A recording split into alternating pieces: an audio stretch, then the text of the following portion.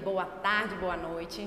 Eu sou a doutora Érica Silva, médica, especialista em clínica médica e cardiologia, e hoje nós vamos bater um papo sobre a importância do metabolismo na saúde. Eu estou aqui com os meus amigos da Rede Mater Dei, queria agradecer ao Hospital Mater Dei, agradecer o canal Viver Brasil, estamos aqui juntos e vamos falar de saúde.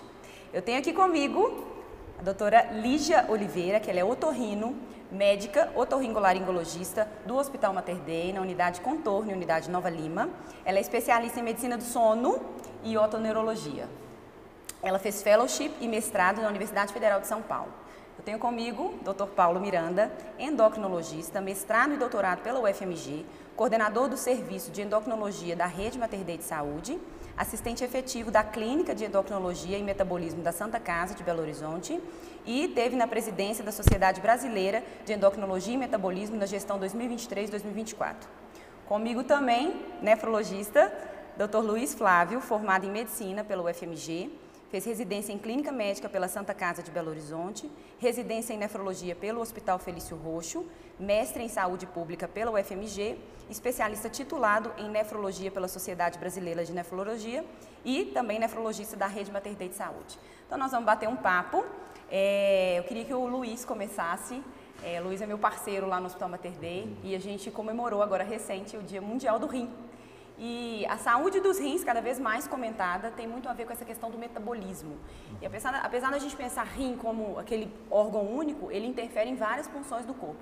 Como que você vê isso, Luiz? Como que vocês comemoraram esse Dia Mundial do Rim? Então, obrigado pelo convite e para a gente poder falar sobre um assunto que nos é muito caro, que é a saúde dos rins, não é? E os rins, como você salientou, realmente interferem com o organismo como um todo. Os rins são os nossos filtros responsáveis por manter o nosso equilíbrio interno, né? E é um problema também de saúde pública. Por isso, já tem mais de 19 anos que a SBN, a Sociedade Brasileira de Nefrologia, faz essa ação todo ano de conscientização das doenças renais com foco na doença renal crônica. E por que falar de doença renal crônica é importante?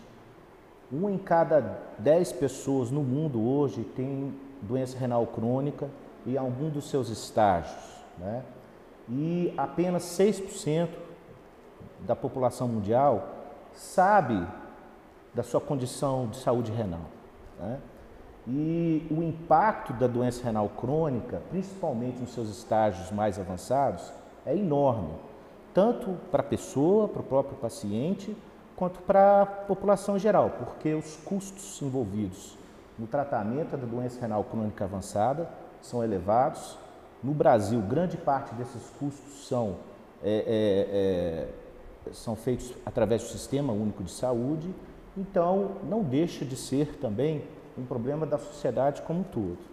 Então a SBN comemorou recentemente, dia 13, o Dia Mundial do Rim, né? E a gente vem aqui então para tentar amplificar, né, esse chamamento para as pessoas tomarem conhecimento da sua saúde renal. Tanto que o título da campanha esse ano foi Como está a sua creatinina? Não é?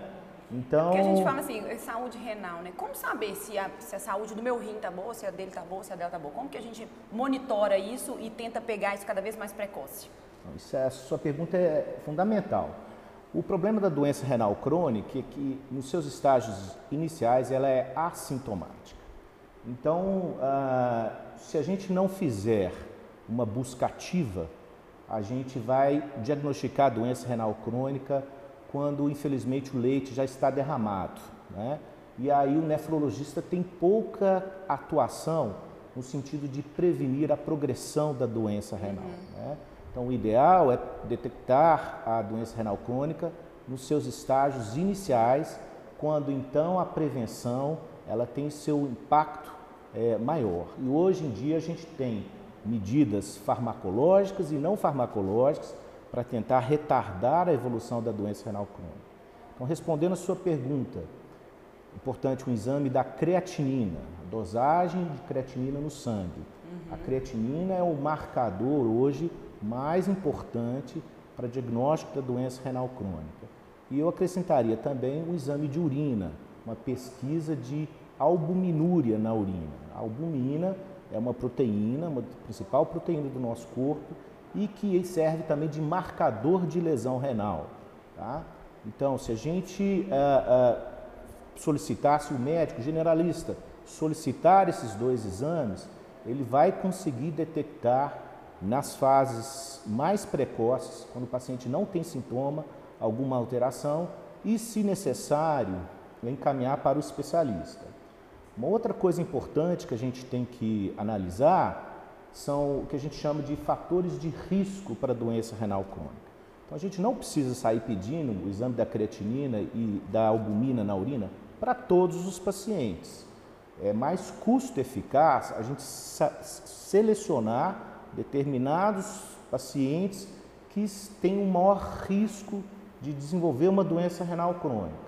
São estes, os diabéticos. Diabetes é a principal causa de doença renal crônica no planeta, né? Pacientes hipertensos, que têm doença cardiovascular conhecida, né? Pacientes com idade acima de 60 anos, né? Pessoas que têm um histórico de doença renal, né, no passado, indivíduos tabagistas, obesos e pacientes com histórico familiar de doença renal crônica. Um paciente que tem um pai, um tio, um irmão com doença renal crônica diagnosticada. Então, nesses pacientes é importante investigar. As pessoas resumem assim, beba água e aí basta isso para você estar cuidando dos seus rins. Não é isso, né? Precisa de ter um acompanhamento, uma investigação mais a fundo. E antes, esse exame de urina, aquele que coletava em 24 horas, hoje a gente já tem a microalbuminúria que faz esse rastreio muito bem com a amostra isolada. E o exame da creatinina foi da campanha e, eventualmente, a doutora Lígia às vezes pega algum risco cirúrgico que tem lá, o exame da creatinina. Então, ou seja, esse paciente que às vezes tem uma doença renal, ele não vai chegar direto no nefrologista, ele vai chegar em qualquer outra especialidade antes de conhecer de fato o nefrologista. E as doenças renais, elas afetam o metabolismo corporal como um todo, assim como o sono, né? Hoje, um dos distúrbios mais comuns é o distúrbio do sono, né? Paciente que queixa às vezes ou de insônia, ou de, apesar de estar dormindo bem, não tem uma qualidade de sono eficaz, muito medicamento, uso abusivo de medicamentos para controlar o sono e tentar melhorar isso. E a doutora Lígia é especialista nesse problema. O que você me conta desses distúrbios do sono associado também à saúde do metabolismo, Lígia? Perfeito. Bom, o sono, ao contrário do que muito já se pensou antigamente, é um processo extremamente ativo, né, e importante. Durante o sono, várias funções importantíssimas do nosso corpo estão acontecendo e elas precisam acontecer para que a gente tenha mantido ali um controle do metabolismo em geral, não só pelo efeito de restauração, então todo o nosso corpo precisa desse processo de restauração, de recuperação, mas também porque ativamente vários processos estão acontecendo. E até é bem interessante, recentemente a gente teve também a campanha nacional do sono, que o lema foi priorize o seu sono, né? Muitas vezes isso não é tido como uma prioridade, né? Essa necessidade do sono, mas a gente sabe que é. E inclusive desde 2022 a Associação Americana do Coração incluiu o sono como um dos 8 pilares essenciais para a manutenção da saúde cardiovascular e prevenção de doenças cardiovasculares. Entra junto com alimentação saudável, atividade física, níveis adequados, né, de colesterol, cessação do tabagismo. Então, existem 8 pilares e o sono está lá incluído, de tão importante, né, tanto para a saúde cardiovascular, cerebrovascular, né, então para evitar infarto, doenças, acidentes vasculares cerebrais, né, os AVCs, e o controle geral do metabolismo, né, manutenção da homeostase, que é aquele equilíbrio das nossas funções. E às vezes o sono é aquela cereja do bolo, já tem um problema inteiro acontecendo e o sono vem como um problema secundário a algum outro, seja ele às vezes um problema renal, um paciente que não está com o metabolismo adequado. Exatamente. Se tem metabolismo, tem que ter endocrinologista no meio do caminho, porque hoje até assim os distúrbios endocrinológicos estão muito famosos aí, né? Obesidade, diabetes. E quando a gente tem alguma doença, algum diagnóstico para tratar com o endocrinologista, envolve, eu tenho certeza que na sua consulta você tem que abordar como que está seu sono, como que estão seus exames de sangue, quanto de água você bebe, não é mais ou menos isso?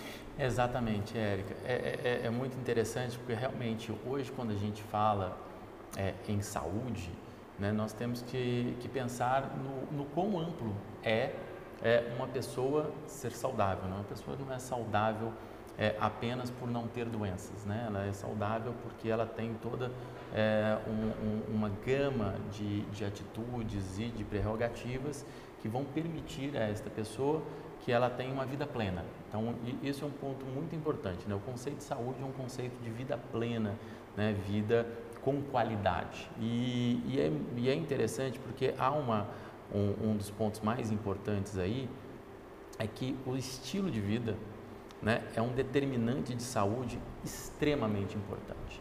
Né? Alguns estudos sugerem que o impacto do estilo de vida, né, ou a melhora do estilo de vida pode ser mais importante do que várias das intervenções farmacológicas, principalmente do âmbito precoce. Né? Então, quando a gente tem uma melhoria dessa condição de saúde através dos hábitos, nós vamos poder melhorar uma série de outras coisas.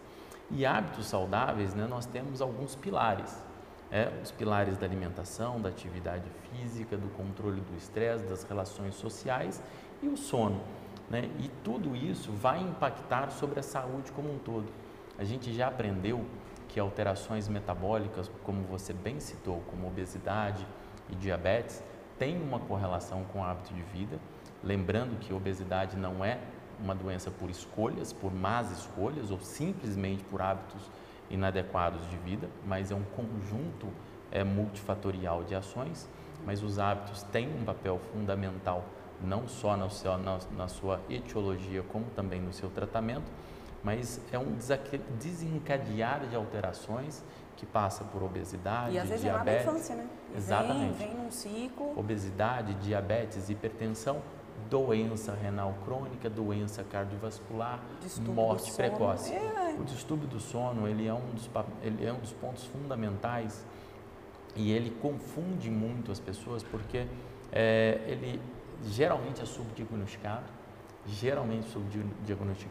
e eventualmente as pessoas estão sendo submetidas a tratamentos desnecessários, sendo que o tratamento do sono seria o ideal. E para várias doenças, né? Você comentou a importância dos hábitos saudáveis. Eu costumo falar, aquilo que você tem de graça para fazer, com pouco investimento, cuidar do seu sono, beber água, fazer atividade física, né? E as pessoas às vezes buscam tratamentos mirabolantes, injetáveis, e às vezes está faltando o básico, está faltando o dia a dia ali, né? Exato. E quantas pessoas, falando nisso, gastam tempo, energia com tratamentos, inclusive para emagrecer, sem cuidar do sono, do básico, sabendo né? que, Paulo pode me confirmar, pessoas em privação de sono têm os hormônios que controlam o ganho de peso e a perda de peso, a saciedade, fome, completamente desregulados, e isso é um fato já bem sabido. E isso, Lígia, é um tema que é muito interessante, então quem está nos acompanhando, eu acho que a gente vai poder aprofundar mais isso ainda para cima, mas eu queria pegar um gancho do que a Érica falou aqui, que são terapias injetáveis, e eu queria trazer isso para o Luiz, porque é muito interessante, Luiz, das terapias de detox. Né? E é interessante, eu fico imaginando você como nefrologista, né? Pensar, né? Você cuida de um órgão que é desenhado belíssimamente para fazer toda essa desintoxicação do nosso corpo, ele funciona para isso, né? E a gente tem essas terapias detox com soros, medicamentos e vários tipos de tratamentos que as pessoas estão sendo submetidas atualmente com potencial risco para a saúde, não é mesmo? Isso. Hoje em dia, né, com as redes sociais, quer dizer, a informação está aí e cabe a gente tentar filtrar a informação que tem um embasamento, né?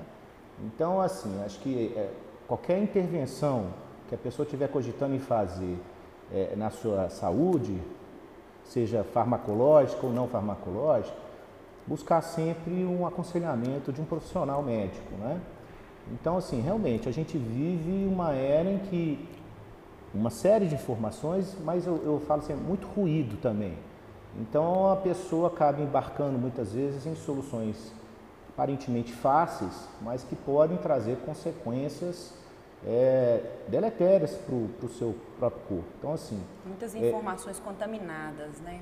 Isso, a gente sabe também que tem interesses, muitas vezes outros, para a pessoa comprar determinados tratamentos. Não é promoção, né? de saúde, né? É promoção própria, né? É isso aí. Então, assim, a gente tem que ter esse cuidado. Assim, eu acho que o foco deve ser esse que você mencionou inicialmente, né? A saúde como uma visão mais ampla, né? Não só a ausência de doença, mas o conjunto de hábitos, né, de vida que devem ser absorvidos, internalizados e no dia a dia, né? As pessoas querem respostas rápidas, resultados rápidos, e a gente sabe que a nossa saúde é uma resultante das escolhas que a gente faz todos os dias, né? Tem uma história muito interessante que é justamente de onde nasceu o termo detox, eu não sei se vocês conhecem. E ela é muito bem contada num livro escrito por um jornalista inglês que chama Ciência Picareta. E é interessante porque a gente está vivendo uma época áurea da ciência picareta e isso surgiu de um kit lançado na Inglaterra na década de 70. E esse kit era composto por uma bacia, onde as pessoas eram orientadas a colocar água, 2 eletrodos e uma pilha. Esse era o kit. E essas pessoas eram orientadas a colocar os seus pés em imersão por meia hora para fazer a desintoxicação do seu organismo. E ao final desses 30 minutos de pilha mais eletrodos, a água estava toda colorida de marrom, o que mostrava para a pessoa claramente que ela foi desintoxicada porque aquelas todas impurezas teriam saído do seu corpo. Mas o mais interessante é que algumas pessoas passaram a descobrir que se elas saíam da bacia durante um tempo e esquecesse elas lá, a água ficaria marrom de qualquer forma, porque o marrom era da oxidação dos eletrodos, né? Da geração da oxidação metálica e não de nenhuma...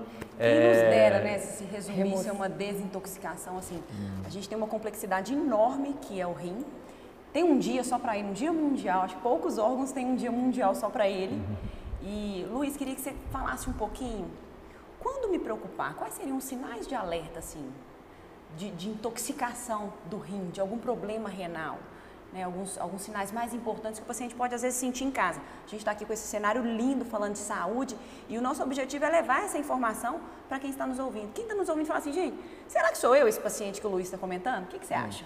Então, eu acho que assim, a pessoa pode buscar alguns sinais que eventualmente estão relacionados com problemas renais. Tá? Às vezes vai ser aquele momento que o leite já entornou, né? Mas pode ser, acontece. Acontece. Então, por exemplo, uma redução da diurese, da quantidade de urina, mudanças no aspecto da urina também. Então, uma urina avermelhada, com muita espuma, pode ser tradução de perda de sangue ou então excesso de proteína na urina, tá certo? Surgimento de inchaço nos pés, principalmente, né? Ou então de manhã cedo em volta dos olhos. Assim, normalmente são esses sintomas que a pessoa consegue vislumbrar, ver, né? A doença renal crônica também pode causar anemia. Então, às vezes, a pessoa relata perda de energia, desânimo. Então, são sinais, às vezes, também um pouco inespecíficos, tá? Mas que, eventualmente, podem surgir nesses pacientes com uma doença mais avançada. Lígia, você recebe muitos pacientes que você, eventualmente, encaminha para o nefrologista? Isso acontece? Não raro? Normalmente, quando os pacientes têm alterações, né, que chegam para mim, né, com queixa específica de sono, geralmente não são pacientes assim tão em casos mais avançados, porque esses pacientes eles já procuram um profissional. Mas faz parte da nossa investigação sempre, né? Chegou um paciente com distúrbio de sono, a gente sempre vai fazer uma avaliação metabólica completa e algumas vezes sim. A gente tem aqueles exames básicos, assim, para a gente ampliar o leque e tentar pegar esse paciente com doenças mais precoces. Exatamente. uma glicemia de jejum que vai cair aqui e eventualmente vai parar lá. E é comum num paciente renal crônico, eventualmente queixas de alteração da qualidade do sono e do ciclo, vigília e sono, né? Eles muitas vezes relatam dificuldade em dormir.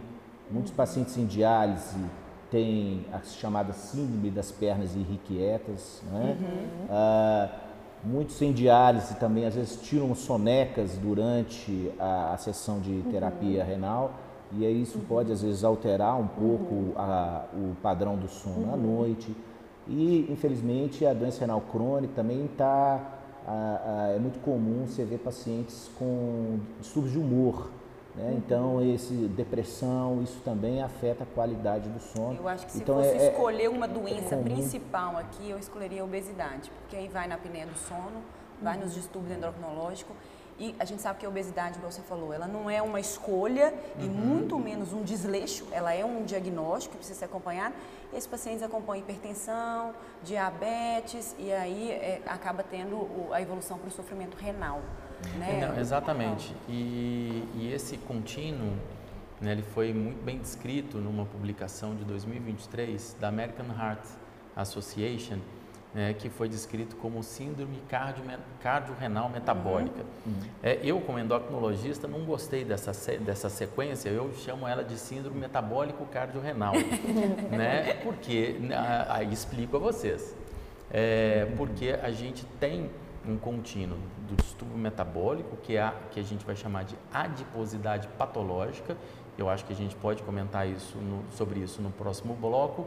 E aí tem um contínuo de outros distúrbios metabólicos, a doença cardiovascular e a doença renal crônica, como uma sequência de complicações que acomete essa pessoa. Agora, apesar do nome parecer confuso, isso é interessante e por isso nós estamos aqui. Cardiorrenal metabólico envolve mais de uma especialidade. Hoje a medicina vem fragmentando demais. Né? Assim, eu cuido do seu pé direito, eu cuido da sua mão esquerda. É muito bom, é ótimo, porque a gente não tem tempo também para estudar tudo e ter um especialista que vai aprofundar naquele tema. Mas ter esse cuidado integral de metabolismo, né? Pensar em saúde, cuidado integral, né? Isso que é muito interessante. Eu acho, Luiz, para fechar assim, quebra para mim, o rim dói, é mito ou verdade? Estou com dor no rim. Ele vai doer algum dia? Eu vou esperar ele ter dor? Sim, eventualmente, espero que ninguém passe por isso, mas existem situações clínicas, talvez a mais conhecida é a pedra nos rins, né? A litíase renal, que é quando um cálculo impacta ali no trato urinário. Que é uma das dores mais inesquecíveis da vida, né? Quem já teve.